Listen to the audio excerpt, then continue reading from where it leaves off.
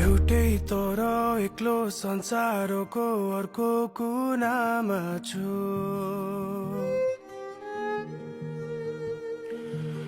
एउटै तर एक्लो संसारको अर्को कुनामा छु